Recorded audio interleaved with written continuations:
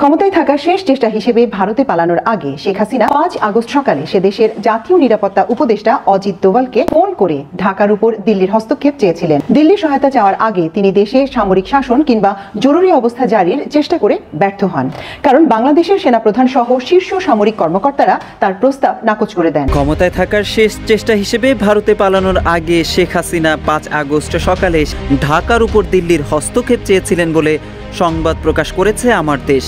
পত্রিকাটির হেডলাইনে লেখা হয়, দিল্লিকে ঢাকা অ্যাটাক করতে বলেছিলেন শেখ হাসিনা। আপনারা আমাকে যারা দীর্ঘদিন ধরে শোনেন তারা নিশ্চয়ই জানেন যে অনেকবার এই কথাটা বলেছে যে শেখ হাসিনার বিদায়টা স্বাভাবিক কোনো ঘটনা হবে না, অস্বাভাবিক ভাবেই সে যাবে এবং ঘুম থেকে ওইটা শুনবেন সে নাই। তাই হইলো।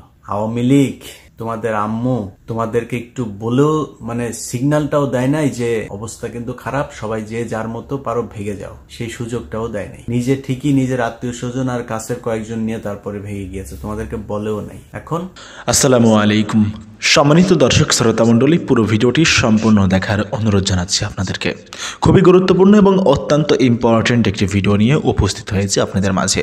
সম্মানিত বন্ধুগণ, দর্শক শ্রোতা মণ্ডলী, দীর্ঘ 1 যুগ পরে আমার দেশ পত্রিকা প্রকাশিত হলো এবং এই পত্রিকা প্রকাশের প্রথম দিনই রীতিমতো তোলপাড় ফেলে দিয়েছে সারা দেশ জুড়ে।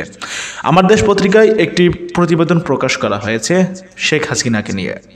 প্রিয় দর্শক শ্রোতা মণ্ডলী, সাবেক প্রধানমন্ত্রী স্বৈরশাসক প্রিয় দর্শক শ্রোতা মণ্ডলী শেখ হাসিনাকে নিয়ে একটি প্রতিবেদন প্রকাশ করেছে, লিড নিউজ করেছে বলা যেতে পারে আমার দেশ পত্রিকা। প্রিয় দর্শক শ্রোতা মণ্ডলী, শেখ হাসিনা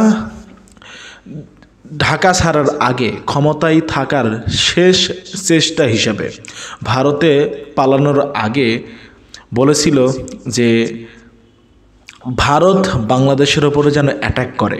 প্রিয় দর্শক শ্রোতা মণ্ডলী, দিল্লিকে ঢাকাতে অ্যাটাক করতে বলেছিল শেখ হাসিনা। সম্মানিত বন্ধুগণ, দর্শক শ্রোতা মণ্ডলী, আমার দেশ পত্রিকা যে প্রতিবেদনটি প্রকাশ করেছে, এরকম প্রতিবেদন এর আগে কখনো কোনো পত্রিকা প্রকাশ করেনি।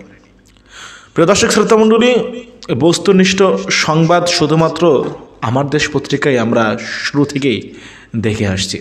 প্রিয় দর্শক শ্রোতা মণ্ডলী, শেখ হাসিনা সবশেষ কিভাবে পালিয়ে যায়, শেখ হাসিনার সাথে কারা ছিল, কারা হাসিনাকে দেশ ছেড়ে পালাতে সহযোগিতা করেছে, প্রিয় দর্শক শ্রোতা মণ্ডলী, শেখ হাসিনার বর্তমান অবস্থা কোথায়, সমস্ত কিছু কিন্তু আমার দেশের এই প্রতিবেদনে উঠে এসেছে। আমরা বিস্তারিত প্রতিবেদন থেকেই জানবো। আমরা আমার দেশ পত্রিকার প্রতিবেদনটা দেখে আসবো, তারপরে কথা বলবো।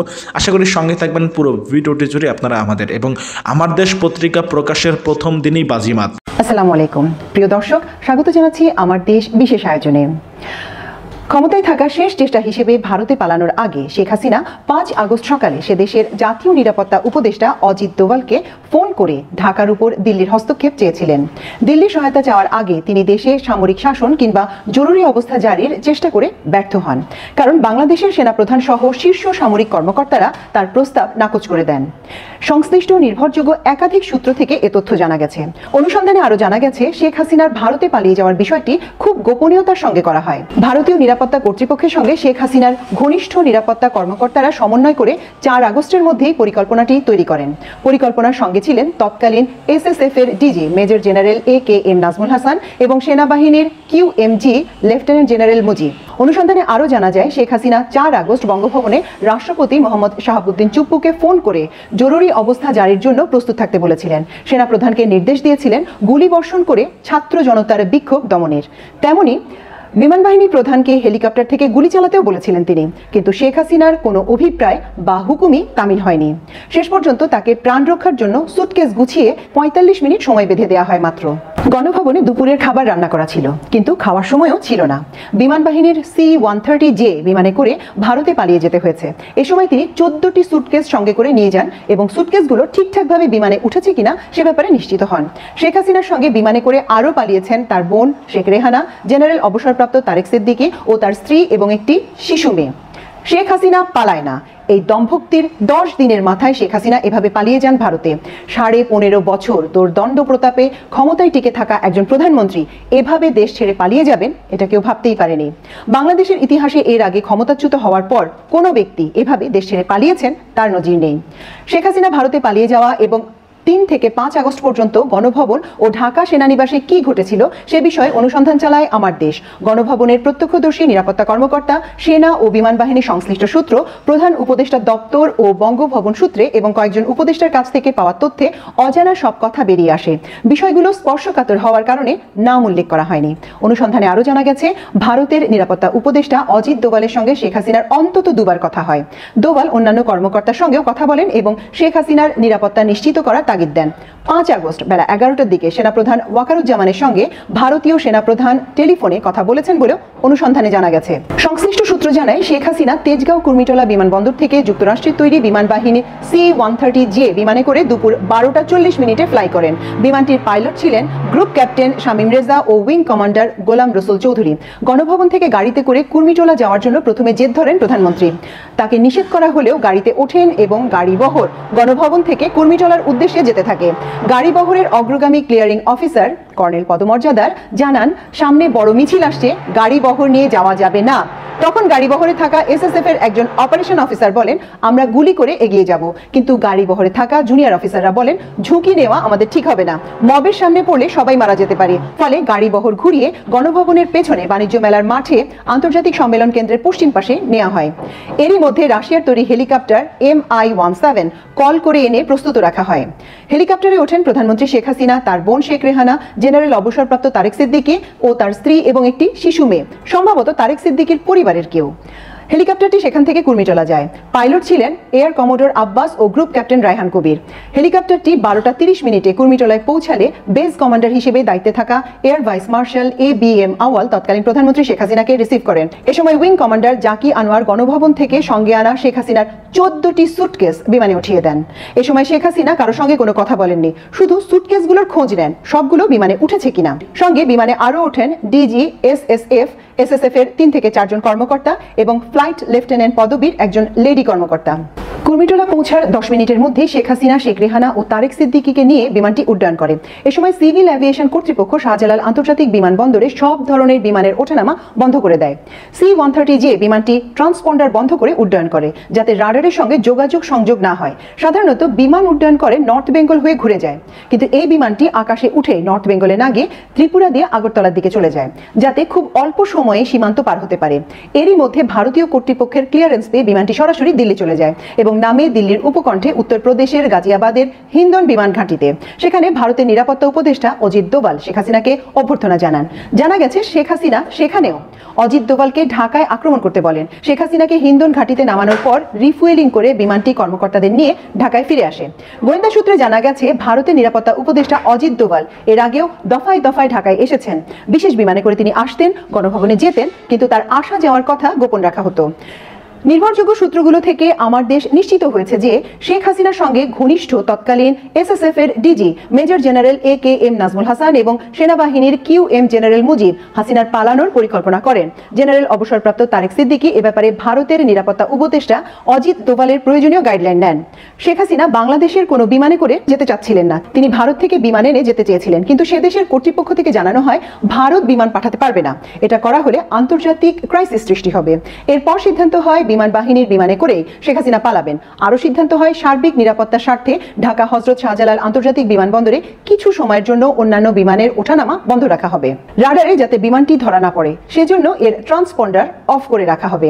এছাড়া বিমানটি ফ্লাই করার আগে যাতে খবরটি লিক হয়ে না যায় এবং শেখ হাসিনার গতিবিধি যাতে সামাজিক যোগাযোগ মাধ্যমে ছড়িয়ে না পড়ে সেজন্য আগে থেকে ইন্টারনেটও বন্ধ রাখা হয়। ওই দিন সকাল 9:30 থেকে ইন্টারনেট বন্ধ রাখা হয়। শেখ হাসিনা পদত্যাগ করে কুমিল্লা ক্যান্টনমেন্টে কিংবা গোপালগঞ্জে যাচ্ছেন বলেও দুটি খবর ছড়িয়ে দেওয়া হয়। ভারতে পালিয়ে যাচ্ছেন এই আসল খবরটি যাতে জানাজানি না হয় সেজন্য এভাবেই প্রতারণা করে দৃষ্টি অন্যদিকে নেয়ার চিন্তা করা হয়। গণভবনে 4 আগস্টের রাত্রি ছিল খুবই উত্তেজনাপূর্ণ ও ভয়ঙ্কর। এই রাতে নিরাপত্তা বাহিনীর শীর্ষ কর্মকর্তাদের সঙ্গে প্রধানমন্ত্রী শেখ হাসিনা কয়েক দফা বৈঠক করেন।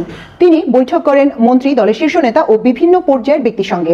বৈঠকের রাগারাগি ও উত্তপ্ত বাক্য বিনিময় হয়। রাত 12টা থেকে 12:15টার দিকে 3 বাহিনী প্রধানের সঙ্গে বৈঠকে প্রধানমন্ত্রীর সঙ্গে ছিলেন তার নিরাপত্তা উপদেষ্টা জেনারেল অবসরপ্রাপ্ত তারেক সিদ্দিকী। সে বৈঠকে পদত্যাগের বিষয়টি ওঠানো হলে প্রধানমন্ত্রী ক্ষুব্ধ হয়ে বলতে থাকেন, যা হবার হবে, তিনি ক্ষমতা ছাড়বেন না। শেখ হাসিনা সেনাপ্রধানকে মেরুদণ্ড শক্ত করে কঠোর হয়ে বিক্ষোভ দমনের নির্দেশ দেন। জেনারেল তারেক সিদ্দিকী শেখ হাসিনাকে সমর্থন জানিয়ে বলতে থাকেন, সেনাবাহিনী গুলি চালিয়ে কিছু লোককে মেরে ফেললে বিক্ষোভ এমনিতেই দমন হয়ে যাবে। বিমান বাহিনী হেলিকপ্টার থেকে গুলি চালানোর কথাও তিনি বলেন। এমন পরিস্থিতিতে বৈঠকে উপস্থিত বিমান বাহিনী প্রধান তারেক সিদ্দিকীর উপর ভীষণ রেগে যান এবং প্রধানমন্ত্রীকে উদ্দেশ্য করে বলেন, এই লোকটি আপনাকে ডুবিয়েছে এবং আরো ডোবাবে। ঠিক এই সময় একজন অপরিচিত ব্যক্তি, যাকে ডিউটিরত এসএসএফ সদস্যরা চেনেন না, গণভবনে প্রবেশ করলে শেখ হাসিনা সভা শেষ করে দেন। রাত 12:40 তিন বাহিনী প্রধান গণভবন ত্যাগ করেন। রাতে গণভবনে পুলিশের আইজি আব্দুল্লাল মামুন এবং এয়ার ভাইস মার্শাল অবসরপ্রাপ্ত জামাল উদ্দিনও ছিলেন। 5 আগস্ট সকাল 9টায় তিন বাহিনী প্রধান আবার গণভবনে আসেন। এ সময় পুলিশের আইজি এবং মন্ত্রী পরিষদ সচিব মাহবুবুর রহমানও গণভবনে ছিলেন। বৈঠকে প্রধানমন্ত্রী পুলিশের আইজি আব্দুল্লাল মামুনকে দেখিয়ে বলেন, ওরা ভালো কাজ করছে, সেনাবাহিনী পারবে না কেন? এ সময় পুলিশের আইজি বলেন, পরিস্থিতি যে পর্যায়ে গেছে তাতে পুলিশের পক্ষেও আর বেশি সময় এমন কঠোর অবস্থান ধরে রাখা সম্ভব হবে না, কারণ আমাদের আর কিছু করার সামর্থ্য নেই, অস্ত্র গোলা বারুদ আর অবশিষ্ট নেই, ফোর্সও টায়ার্ড হয়ে পড়েছে।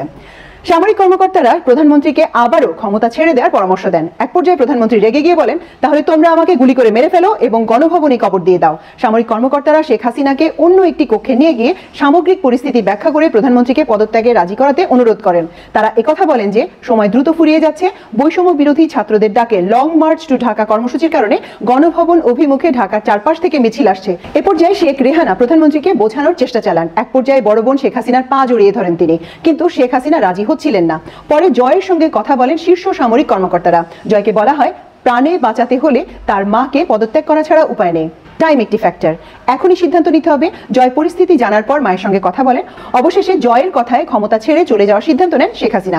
তিনি টেলিভিশনে প্রচারের জন্য একটি ভাষণ রেকর্ড করার ইচ্ছা প্রকাশ করলে সামরিক কর্মকর্তারা অপারগতা প্রকাশ করেন। এ সময় তারা প্রধানমন্ত্রীকে ব্যাগ গোছাতে 45 মিনিট সময় বেঁধে দেন, কারণ গণভবন অভিমুখে লাখ লাখ ছাত্র জনতা যে মিছিল আসছে সে সময়ের মধ্যে পৌঁছে যাবে। ছাত্র জনতার এই স্রোত ছিল 36 দিনের অভাবনীয় আন্দোলনের চূড়ান্ত রূপ, 24-এর বিপ্লব, ছাত্র গণ অভ্যুত্থান। সেনাবাহিনী ছাত্র জনতার উপর গুলিবর্ষণ করবে না। 3 আগস্ট সেনাপ্রধান একথা জানিয়ে দেওয়ার পরই মূলত শেখ হাসিনার রাজত্বের বিদায়ী ঘণ্টা বেজে যায়। ছাত্রদের আন্দোলন নিয়ন্ত্রণে আনতে দেশব্যাপী সেনা মোতায়েন ছিল। আন্দোলন পরিস্থিতি মূল্যায়ন ও ফিডব্যাক নিতে ওই দিন সেনা সদরে বিভিন্ন স্তরে সামরিক কর্মকর্তার সঙ্গে সেনাপ্রধান জেনারেল ওয়াকারুজ্জামান মত বিনিময় করেন। দেশের অন্যান্য ফরমেশনের কর্মকর্তারাও ভার্চুয়ালি ওই সভায় যোগ দেন। শুরুতে আধা ঘন্টার একটা উদ্বোধনী বক্তৃতা করেন সেনাপ্রধান। তিনি সরকারের নির্দেশনায় সিভিল প্রশাসনের সহায়তায় কেন সেনাবাহিনী নিয়োগ করা হয়েছে তা ব্যাখ্যা করেন। সভায় তিনি একথাও বলেন, আমাদের দেশে 1970 সালের পর এমন গণবিক্ষোভ আর কখনো হয়নি, তাই আমাদের এই পরিস্থিতি ধৈর্যের সঙ্গে মোকাবেলা করতে হবে। সেনাপ্রধানের বক্তব্যের পর উপস্থিত কর্মকর্তাদের বক্তব্য আহ্বান করা হয়। বক্তব্যের জন্য ব্রিগেডিয়ার জেনারেল এবং এর চেয়ে ঊর্ধ্বতন কয়েকজন কর্মকর্তা হাত তুললেও সেনাপ্রধান তরুণ কর্মকর্তাদের কথা শুনতে চান। সভায় সেদিন 6 থেকে 7 জন সেনা কর্মকর্তা নিজেদের বাস্তব অভিজ্ঞতা শোনান। রাজশাহীর একজন নারী সেনা কর্মকর্তা বাংলায় আবেগপূর্ণ ভাষণে বলেন, দেশের সব মাকে মৃত্যু স্পর্শ করেছে এবং সব মা কাঁদছেন। তিনি মীর মুগ্ধর প্রতিবেশী ছিলেন, যে মুগ্ধ ঢাকার উত্তরায় ছাত্রদের মিছিলে পানি বিতরণ করতে গিয়ে প্রাণ বিসর্জন দেন। নারী কর্মকর্তা মেজর হাজেরা জাহান এ ঘটনায় শিশুদের প্রাণহানি ও এর ন্যায্য বিচার হওয়ার উপর গুরুত্ব দেন। তিনি সেনাবাহিনীর উপর অসন্তোষ বাড়তে থাকা নিয়েও উদ্বেগের কথা জানান। সেনাপ্রধান তার মনোভাবের সঙ্গে একমত হন। ঢাকার মোহাম্মদপুরে একটি গুলির ঘটনা সামাজিক যোগাযোগ মাধ্যমে ভাইরাল হয়েছিল। ওই ঘটনার সঙ্গে সংশ্লিষ্ট একজন ক্যাপ্টেন বর্ণনা করেন সেদিন কিভাবে কর্তব্যরত সেনা সদস্যদের জনতা ঘিরে ধরেছিল এবং তিনি পরিবার ও বন্ধুদের কাছ থেকে সমালোচিত হয়েছিলেন। তেমনি সেনাবাহিনীর উপর জনগণের সমর্থন কমে যাওয়ার কথা তুলে ধরে সেনা সদস্যদের ব্যারাকে ফিরিয়ে নেওয়ার পরামর্শ দেন 5 air defence regiment commanding officer lieutenant colonel Mahbub. এ ধরনের বেশ কিছু বক্তব্য সভায় আসে। সেনাপ্রধান কর্মকর্তাদের বক্তব্য শোনার পর সিদ্ধান্ত দেন, যে কোনো উস্কানিতেও সেনাবাহিনী ছাত্র জনতার উপর গুলিবর্ষণ করবে না, ছাত্রদের মিছিলকে প্রতিহত কিংবা বাধা দেবে না। মিছিল চলাকালে সেনা সদস্যরা বরং সরে গিয়ে তাদের জায়গা করে দেবে। সেনাপ্রধান সভার এই সিদ্ধান্ত প্রধানমন্ত্রীর সঙ্গে দেখা করে জানিয়ে দেন। এই সিদ্ধান্তে শেখ হাসিনা সেনাপ্রধানের উপর ক্ষুব্ধ হন। 4 আগস্ট রাও ক্লাবে অনুষ্ঠিত অবসরপ্রাপ্ত সেনা কর্মকর্তাদের বৈঠকটিও ছিল একটি গুরুত্বপূর্ণ ঘটনা। ওই বৈঠকে সাবেক সেনাপ্রধান লেফটেন্যান্ট জেনারেল নুরুদ্দিন সহ কয়েকজন সাবেক সেনাপ্রধান উপস্থিত ছিলেন। তারা বৈষম্য বিরোধী ছাত্রদের আন্দোলনের প্রতি সংহতি প্রকাশ করে সেদিন মিছিল করেছিলেন। 4 আগস্ট দুপুরে গণভবনে শেখ হাসিনার সঙ্গে সাক্ষাৎ করেন স্পিকার শিরিন শারমিন চৌধুরী। তিনি আওয়ামী লীগের গুরুত্বপূর্ণ কয়েকজন নেতার বার্তা শেখ হাসিনাকে পৌঁছে দেন। তাকে অনুরোধ করেন জাতির উদ্দেশ্যে ভাষণ দিয়ে পদত্যাগ করার। সরকারের একজন গুরুত্বপূর্ণ উপদেষ্টাকে শিরিন শারমিন চৌধুরী একথা জানান। তিনি এও জানান তার পরামর্শ ও প্রবীণ নেতাদের বার্তায় শেখ হাসিনা পদত্যাগে রাজি হয়েছিলেন। কিন্তু গণভবনে তখন উপস্থিত আওয়ামী লীগের সাধারণ সম্পাদক ও তথ্য প্রতিমন্ত্রী আরাফাত এর তীব্র বিরোধিতা করেন। রাতে গ্যাং অফ 4 নামে পরিচিত ওবায়দুল কাদের, আনিসুল হক, সালমান রহমান ও আসাদুজ্জামান খান কামাল শেখ হাসিনাকে কঠোর অবস্থানে নিয়ে যান। তারা হাসিনাকে বলেন, এখন কোনোভাবেই নরম হওয়া যাবে না, নতি স্বীকার করা যাবে না। প্রধানমন্ত্রীর প্রেস উইং থেকে 4 আগস্ট বাংলাদেশ টেলিভিশনের ডিজিকে ফোন করে জানানো হয় শেখ হাসিনা 5 আগস্ট দুপুর 12টায় জাতির উদ্দেশ্যে ভাষণ দেবেন। 4 আগস্ট রাতে ভাষণ রেকর্ড করার জন্য গণভবনে বিটিভির ওভি ভ্যান টিম পাঠানো হয়। 5 আগস্ট সকালে বিটিভির স্ক্রলেও প্রধানমন্ত্রীর ভাষণ প্রচারের কথা দেখানো হয়, কিন্তু 5 আগস্ট বেলা 11টায় আইএসপিআর থেকে বিটিভির মহাপরিচালককে জানানো হয় সেনা প্রধান জেনারেল ওয়াকারুজ্জামান বেলা 2টায় জাতির উদ্দেশ্যে ভাষণ দেবেন। আইএসপিআর থেকে ওভি ভ্যান চাওয়া হলে বিটিভি থেকে বলা হয় ওভি ভ্যান গণভবনে রয়েছে, সেখান থেকে নেওয়া সহজ হবে। সেনা প্রধানের সেই ভাষণ প্রচার করা হয়েছিল বিকেল 4টায়। বঙ্গভবন সূত্রে জানা গেছে 4 আগস্ট শেখ হাসিনা রাষ্ট্রপতি মোহাম্মদ শাহাবুদ্দিন চুপ্পুকে ফোন করে জানান দেশব্যাপী জরুরি অবস্থা জারি হতে পারে, তিনি যেন তৈরি থাকেন। 5 আগস্ট প্রধানমন্ত্রীর মিলিটারি সেক্রেটারি রাষ্ট্রপতির মিলিটারি সেক্রেটারিকে ফোন করে জানান প্রধানমন্ত্রী যে কোনো সময় বঙ্গভবনে আসতে পারে। প্রিয় দর্শক, অসংখ্য ধন্যবাদ এতক্ষণ আমাদের সঙ্গে থাকার জন্য। আশা করছি শিগগিরই এই ধরনের আরো প্রতিবেদন নিয়ে আপনাদের সামনে আমরা হাজির হতে পারবো। ধন্যবাদ। ক্ষমতায় থাকার শেষ চেষ্টা হিসেবে ভারতে পালানোর আগে শেখ হাসিনা 5 আগস্ট সকালে সে দেশের জাতীয় নিরাপত্তা উপদেষ্টা অজিত দোভালকে ফোন করে ঢাকার উপর দিল্লির হস্তক্ষেপ চেয়েছিলেন বলে সংবাদ প্রকাশ করেছে আমার দেশ। পত্রিকাটির হেডলাইনে লেখা হয়, দিল্লিকে ঢাকা অ্যাটাক করতে বলেছিলেন শেখ হাসিনা। প্রতিবেদনে বলা হয়, দিল্লির সহায়তা চাওয়ার আগে শেখ হাসিনা দেশে সামরিক শাসন কিংবা জরুরি অবস্থা জারির চেষ্টা করেও ব্যর্থ হন, কারণ বাংলাদেশের সেনা প্রধান সহ শীর্ষ সামরিক কর্মকর্তারা তার প্রস্তাব নাকচ করে দিয়েছিলেন। আমার দেশের প্রতিবেদনে বলা হয়, শেখ হাসিনার ভারতে পালিয়ে যাওয়ার বিষয়টি ভারতীয় নিরাপত্তা কর্তৃপক্ষের সঙ্গে শেখ হাসিনার ঘনিষ্ঠ নিরাপত্তা কর্মকর্তারা সমন্বয় করে 4 আগস্টের মধ্যেই পরিকল্পনাটি তৈরি করেন। পরিকল্পনার সঙ্গে ছিলেন তৎকালীন এসএসএফ এর DG major general AKM Nazmul Hasan এবং সেনাবাহিনীর কিউএমজি জেনারেল মুজিব। সংবাদ মাধ্যমটি বলছে, শেখ হাসিনা 4 আগস্ট বঙ্গভবনে রাষ্ট্রপতি মোহাম্মদ শাহাবুদ্দিন চুপ্পুকে ফোন করে জরুরি অবস্থা জারির জন্য প্রস্তুত থাকতে বলেছেন। সেনাপ্রধানকে নির্দেশ দিয়েছিলেন গুলি বর্ষণ করে ছাত্র জনতার বিক্ষোভ দমনের। তেমনি বিমান বাহিনী প্রধানকেও হেলিকপ্টার থেকেও গুলি চালাতে বলেছিলেন তিনি, কিন্তু শেখ হাসিনার কোনো অভিপ্রায় বা হুকুম তামিল করা হয়নি।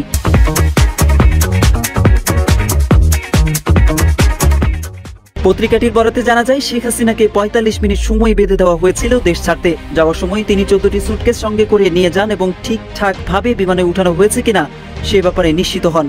শেখ হাসিনার সঙ্গে বিমানে ছিলেন তার বোন শেখ রেহানা, জেনারেল অবসরপ্রাপ্ত তারেক সিদ্দিকী, তার স্ত্রী এবং একটি শিশু মেয়ে। আমার দেশ বলছে, 15.5 বছর দুর্দণ্ড প্রতাপে ক্ষমতায় টিকে থাকা প্রধানমন্ত্রী এভাবে দেশ ছেড়ে পালিয়ে যাবেন তা কেউ ভাবতে পারেনি। বাংলাদেশের ইতিহাসে এর আগে ক্ষমতাচ্যুত হওয়ার পর কোনো ব্যক্তি এভাবে দেশ ছেড়ে পালিয়েছেন তার নজিরও নেই বলে উল্লেখ করা হয় প্রতিবেদনে। শেখ হাসিনার ভারতে আশ্রয় এবং 3 থেকে 5 আগস্ট গণভবন ও ঢাকা সেনানিবাসে কি ঘটেছিল সেই বিষয়ে অনুসন্ধান চালায় বলে জানায় আমার দেশ। গণভবনের প্রত্যক্ষদর্শী, নিরাপত্তা কর্মকর্তা সহ বিভিন্ন সূত্রের বরাত দিয়ে পত্রিকাটি জানায়, ভারতের নিরাপত্তা উপদেষ্টা অজিত দোভাল শেখ হাসিনার সঙ্গে অন্তত 2 বার কথা বলেন। এ সময় দোভাল অন্যান্য কর্মকর্তাদের সঙ্গেও কথা বলেন এবং শেখ হাসিনার নিরাপত্তা নিশ্চিতের তাগিদ দেন। 5 আগস্ট বেলা 11টার দিকে সেনাপ্রধান ওয়াকারুজ্জামানের সঙ্গে ভারতীয় সেনাপ্রধান টেলিফোনে কথা বলেছিলেন বলেও অনুসন্ধানে জানা গেছে বলে জানায় আমার দেশ। পত্রিকাটির বরাতে জানা যায়, শেখ হাসিনা তেজগাঁও কুর্মিটোলা বিমানবন্দর থেকে যুক্তরাষ্ট্রের তৈরি বিমানবাহিনী C-130J বিমানে করে দুপুর 12টা 40 ফ্লাই করেন। ছাত্র জনতার আন্দোলনের কারণে গণভবন থেকে গাড়িতে করে কুর্মিটোলা যাওয়ার চেষ্টা করলেও ব্যর্থ হন তিনি। এরই মধ্যে রাশিয়ার তৈরি হেলিকপ্টার MI-17 কল করে এনে প্রস্তুত রাখা হয়। হেলিকপ্টারটি সেখান থেকে কুর্মিটোলা যায়। হেলিকপ্টারটি 12টা 30 কুর্মিটোলায় পৌঁছায়। কুর্মিটোলা পৌঁছানোর 10 মিনিটের মধ্যেই শেখ হাসিনা শেখ রেহানা, তারেক সিদ্দিককে নিয়ে বিমানটি উড্ডয়ন করে। শেখ হাসিনাকে নিয়ে উড্ডয়নের সময় সিভিল এভিয়েশন কর্তৃপক্ষ শাহজালাল আন্তর্জাতিক বিমানবন্দরে সব ধরনের বিমানের ওঠানামা বন্ধ করে দেয় বলে জানায় আমার দেশ। সাধারণত বিমান উড্ডয়ন করে নর্থ বেঙ্গল হয়ে ঘুরে যায়, কিন্তু এই বিমানটি আকাশে উঠে নর্থ বেঙ্গলে না গিয়ে ত্রিপুরা দিয়ে আগরতলার দিকে চলে যায়, যাতে খুব অল্প সময়ে সীমান্ত পার হতে পারে। এরই মধ্যে ভারতের কর্তৃপক্ষের ক্লিয়ারেন্স নিয়ে বিমানটি সরাসরি দিল্লি চলে যায় এবং দিল্লির উপকণ্ঠের উত্তরপ্রদেশের গাজিয়াবাদের হিন্দন বিমান ঘাঁটিতে নামে। সেখানে ভারতের নিরাপত্তা উপদেষ্টা অজিত দোভাল শেখ হাসিনাকে অভ্যর্থনা জানান। আমার দেশ জানায়, শেখ হাসিনা ভারতে পৌঁছে অজিত দোভালকে ঢাকায় আক্রমণ করতে বলেন। সংবাদ মাধ্যমটি গোয়েন্দা সূত্র উল্লেখ করে বলে, ভারতের নিরাপত্তা উপদেষ্টা অজিত দোভাল এর আগেও দফায় দফায় ঢাকা এসেছেন। বিশেষ বিমানে করে তিনি আসতেন এবং গণভবনে যেতেন, কিন্তু তার আসা যাওয়ার কথা গোপন রাখা হতো। বলা হয়, নির্ভরযোগ্য সূত্র থেকে আমার দেশ নিশ্চিত হয়েছে যে শেখ হাসিনার সঙ্গে ঘনিষ্ঠ তৎকালীন এসএসএফ এর DG major general AKM Nazmul Hasan এবং সেনাবাহিনীর QM জেনারেল মুজিব হাসিনার পালানোর পরিকল্পনা করেন। জেনারেল অবসরপ্রাপ্ত তারেক সিদ্দিকী এ ব্যাপারে ভারতের নিরাপত্তা উপদেষ্টা অজিত দোভালের প্রয়োজনীয় গাইডলাইন নেন। আমার দেশের প্রতিবেদনে বলা হয়, শেখ হাসিনা বাংলাদেশের কোনো বিমানে করে যেতে চাচ্ছিলেন না। তিনি ভারত থেকে বিমান এনে যেতে চেয়েছিলেন, কিন্তু সে দেশের কর্তৃপক্ষ থেকে জানানো হয় ভারত বিমান পাঠাতে পারবে না। এটা করা হলে আন্তর্জাতিক ক্রাইসিস সৃষ্টি হবে। এরপর সিদ্ধান্ত হয় বিমান বাহিনীর বিমানে করেই শেখ হাসিনা ভারতে পালাবেন। আপনারা আমাকে যারা দীর্ঘদিন ধরে শোনেন তারা নিশ্চয়ই জানেন যে অনেকবার এই কথাটা বলেছে যে শেখ হাসিনার বিদায়টা স্বাভাবিক কোনো ঘটনা হবে না, অস্বাভাবিকভাবেই সে যাবে এবং ঘুম থেকে উঠে শুনবেন সে নাই। তাই হইল। দেখেন, আমার মনে হয় পুরো পৃথিবীর ভেতরে সবচাইতে প্রতাপশালী একজন রাষ্ট্রনায়ক ছিল শেখ হাসিনা। শেখ হাসিনার আশপাশের লোকগুলি দেখেন, এই যে পলক, তারপরে ওই যে আরাফাত 2 দিন আগেও বললো তাদের নাকি এত গুলি আছে, প্রতি সেকেন্ডে যদি 1000 গুলি চলে, তারপরে 5 বছর তারা নাকি টানা এই গুলি চালাইতে পারবে। আরো কত কিছু। আওয়ামী লীগ, তোমাদের আম্মু তোমাদেরকে একটু বলেও মানে সিগন্যালটাও দেয় নাই যে অবস্থা কিন্তু খারাপ, সবাই যে যার মতো পারো ভেগে যাও, সেই সুযোগটাও দেয় নাই। নিজে ঠিকই নিজের আত্মীয় স্বজন আর কাছের কয়েকজন নিয়ে তারপরে ভেঙে গিয়েছে, তোমাদেরকে বলেও নাই। এখন অনেকে ফেসবুকে পোস্ট করছে এখন দেশ স্বাধীন হলো, কয়েকদিন 2 দিন আগেও আওয়ামী লীগের নেতার ছবি দিয়া তারপরে লিখতো আমার অভিভাবক। আগের পোস্ট সব ডিলেট। এই তো হচ্ছে অবস্থা না? এটা তো আগেই বলতাম, অনেকবার বলেছি যে তোমাদের আম্মুরা তো বাইরে টাকা পয়সা কামাচ্ছে, সেকেন্ড হোম আছে সবারই, এরা তো গিয়ে আরামে খাবে ওইখানে। তোরা ফকিন্নির বাচ্চা, তোদের অবস্থাটা কি হবে? পাসপোর্ট আছে, বাপের নামও তো বাবলু লেখা রয়েছে বালবুলু, এখন তো পাসপোর্টও নাই। তোর ওই ভোটার আইডি কার্ড ঠিক করতে করতেই তো জীবন শেষ হয়ে যাবে, এর মধ্যে গণধোলাই খায় মারা যাবে। এই যে আওয়ামী লীগের লোকজনগুলি এই যে এরকম, এত কিছু করার দরকার ছিল না তো, কিসের জন্য? এখন ফারজানা রূপা, মিথিলা ফারজানা, তারপরে নাইমুল ইসলাম খান, আপনারা ইউটিউব চ্যানেল খোলেন। ইউটিউব চ্যানেল কেমনে খুলতে হয় আমার একটু ফোন দিয়েন, আমি শিখাই দেবো কেমনে চ্যানেল খুলে আবার মনিটাইজেশন করতে হয়। আমি লিঙ্ক দিয়ে দেবো, আমার ভিডিওতে লিঙ্ক দিয়ে দিব। ওই লিঙ্ক দেখে আপনারা সবাই যাদের লিঙ্কটা পাইলে আপনারা সবাই ওদের সাবস্ক্রাইব করেন। সাবস্ক্রাইব করে তারপরে ই করবা। হ্যাঁ, ইউটিউবে ভিডিও বানাবো, তোমাদের ভিডিও আমরা এই যে আমার এখন ধরেন কাল পরশু হয়তো আমার 3 মিলিয়ন হবে। তো আমার যে 3 মিলিয়ন সাবস্ক্রাইবার, আমার তো টিভি কিছু না, আমি তো রাজাকার এক, আরেক হয়েছে ইউটিউবার। আমরা হইলাম ইউটিউবার আর আপনারা ছিলেন সাংবাদিক। তো এখন আপনাদেরকে ইউটিউবার হইতে হবে। ইউটিউব কেমনে কেমনে খুলতে আমি সব শিখাই দিব। হ্যাঁ, বহুত জ্বালাইছেন। এখন এই যে গণভবনের ঘটনা নিয়ে কথা বলে শেষ করি। হ্যাঁ, কিছু সুশীল গজাইছে এখন। সেই সুশীলদের এই যে গণভবনে যে হইলো, তারপরে সংসদের ভেতরে পোলাপান গিয়া বসে সেখানে সিগারেট টিগারেট খাইছে, এটা খুব তাদের নাকি গায়ে লাগছে। শুনেন সুশীল বাবুরা, আপনাদের মতো মানে বোধ গালি দিয়ে একটা কথা বলা যায়, এরা দেশ স্বাধীন করে নাই। হ্যাঁ, আপনাদের মতো বালের সুশীলের জন্য এই গত 15 বছর বাংলাদেশের মানুষ কষ্ট সহ্য করেছে। আপনারা কি বালটা ফালাইছেন? এই সুশীল মারাইতে আসছেন এখানে। এই যেই ছেলেগুলো গণভবনে যায় এই যে এগুলি করছে না, এরা এখানে গিয়া কোটি কোটি টাকা পায় নাই। হ্যাঁ, যা করেছে মজা করেছে সেটা, কিন্তু এটা করার দরকার ছিল। কেন ছিল জানেন? এখন আর ওই মনসুর আহমেদ, ওই তাজউদ্দিনের মেয়ে, ওনাদের মতো বই লিখতে হবে না। এইটাই এখন বই, এটা ইতিহাস হয়ে থাকলো। বই লিখলে তো বিশ্বাস করেন না। শেখ মুজিবরে যে 570 দিয়ে করছিল, 2 দিন লাশ পড়েছিল, এটা তো আপনাদের অনেকেরই হয়তো বিশ্বাস হয় না। অনেক মানুষ এখন বঙ্গবল্টু বলে। তো এটা যে বিশ্বাস হয় না, এবার একটা বিশ্বাস মানে চোখে দেখলে ভিজুয়াল তো, সো এটা মনে থাকবে। এটা 50 বছর 100 বছর পরেও এটা থাকবে যে 2024 সালে সুখের মাস আগস্টে এই শেখ হাসিনা এইভাবে তাকে করছিল, তার ব্রাটা ধরে পোলাপান টানাটানি করছিল। এটাই ইতিহাস, লেখার দরকার নাই, একদম চোখে হাতে নাতে প্রমাণ যে বাংলাদেশের মানুষ তাকে কিভাবে বিদায় দিয়েছে। মানে কিভাবে পালিয়ে গিয়েছে, তারপরে মানুষ গিয়ে তার সাথে কিভাবে ফান করেছে, এটা ইতিহাস।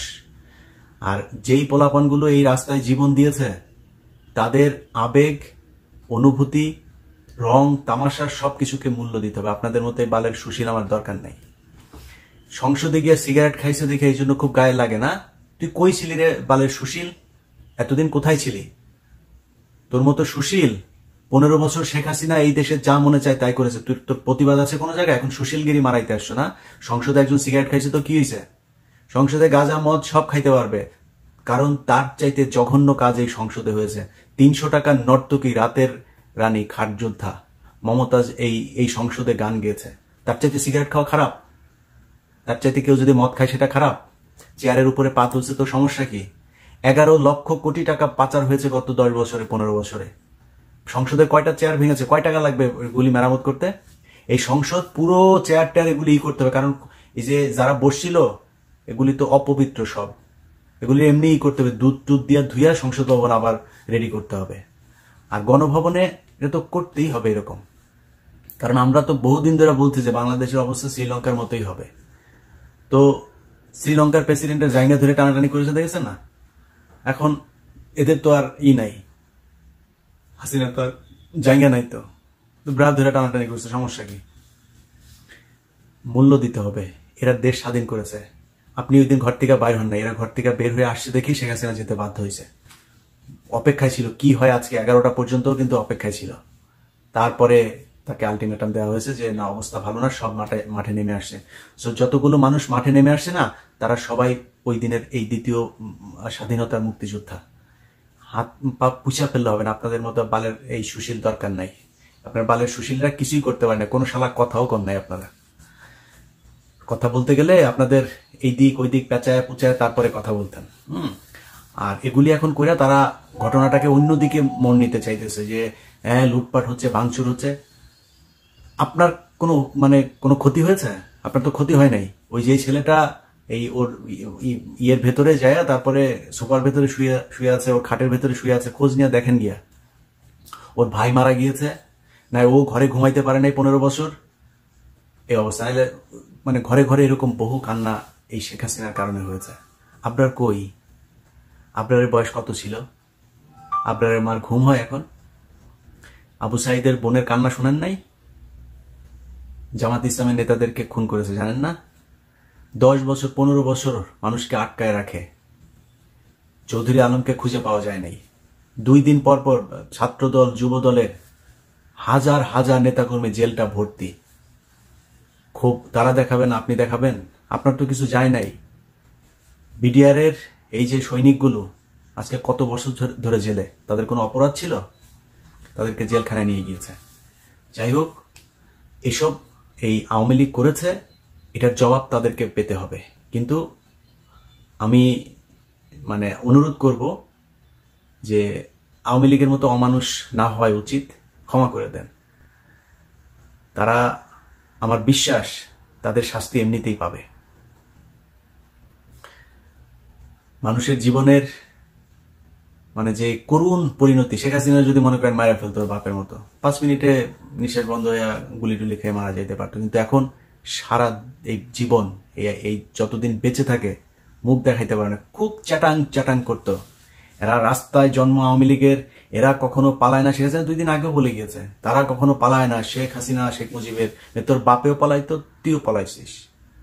ও এটা দেখবি, কিন্তু ভিডিও কিন্তু দেখবি তুই আমার এটা। হ্যাঁ, তো তোরে বললাম শেখ হাসিনা, তোরে বলছিলাম না, তুই এই বাংলাদেশের মানুষ তোকে কতটুকু ঘৃণা করে সেটা তুই দেখবি একদিন। আল্লাহর কাছে লাখ লাখ কোটি কোটি শুকরিয়া, আজকের এই দিনটা বলেছিলাম এর আগে এক ভিডিওতে। আল্লাহর কাছে কিচ্ছু চাই না, জীবনের অনেক শখ পূরণ হয়েছে, শুধু একটা শখ বাকি ছিল, আজকের এই দিনটা দেখার। আল্লাহ দেখাইছেন, আল্লাহর কাছে লাখ লাখ কোটি কোটি শুকরিয়া। আর কিছু এই দুনিয়ায় আর কোনো কিছুর অভাব নাই। সম্মানিত বন্ধুগণ, দর্শক শ্রোতা, আপনারা দেখতে পারলেন আমার দেশ পত্রিকা প্রকাশ পাওয়ার প্রথম দিনই রীতিমতো সারা দেশে তোলপাড় সৃষ্টি হয়ে গেছে। সম্মানিত বন্ধুগণ, দর্শক শ্রোতা মণ্ডলী, আমার দেশ পত্রিকা, এই পত্রিকাটি এমন একটি পত্রিকা বস্তুনিষ্ঠ সংবাদ উপস্থাপন করে আসে দীর্ঘদিন ধরে। আজকে বাংলার মানুষের আবেগ অনুভূতি রয়ে গেছে এই পত্রিকার সাথে। প্রিয় দর্শক শ্রোতা মণ্ডলী, হাজারো নির্যাতন নিপীড়নের মধ্যেও প্রিয় দর্শক শ্রোতা মণ্ডলী কোনো আপোষ করেনি কারোর সাথে মাহমুদুর রহমান। প্রিয় দর্শক শ্রোতা মণ্ডলী, কি বলবো, মাহমুদুর রহমান এমন একজন সংবাদকর্মী, এমন একজন সম্পাদক যিনি সবসময় সত্য কথা বলেছে, সত্য তুলে ধরেছে। সম্মানিত বন্ধুগণ, দর্শক শ্রোতা মণ্ডলী, আপনারা আপনাদের মতামত জানাবেন। আমার দেশ পত্রিকা নতুন করে প্রকাশ হওয়ায় আপনারা কি বলতে চান, আপনাদের ওপিনিয়ন কি, আপনাদের অভিব্যক্তি কি? আমি আজকে অত্যন্ত খুশি যে আজকে প্রথম আলোর দিন শেষ, আমার দেশের বাংলাদেশ। প্রিয় দর্শক শ্রোতা মণ্ডলী, আপনারা আপনাদের অভিমত ব্যক্ত করবেন, কমেন্ট করবেন। আজকের মতো বিদায় নিতে চাই আপনাদের কাছ থেকে। দেখা হবে আরও অন্য কোনো একটা ভিডিওতে। সে পর্যন্ত ভালো থাকবেন, সুস্থ থাকবেন। আমাদের চ্যানেলে নতুন হলে বরাবরের মতো বলবো আবারও, আপনারা আমাদের চ্যানেলটি সাবস্ক্রাইব করে পাশে থাকা বেল বাটনটি ক্লিক করে রাখবেন, যাতে পরবর্তী আপডেট সকলের আগে আপনাদের কাছে পৌঁছায়। আল্লাহ হাফেজ।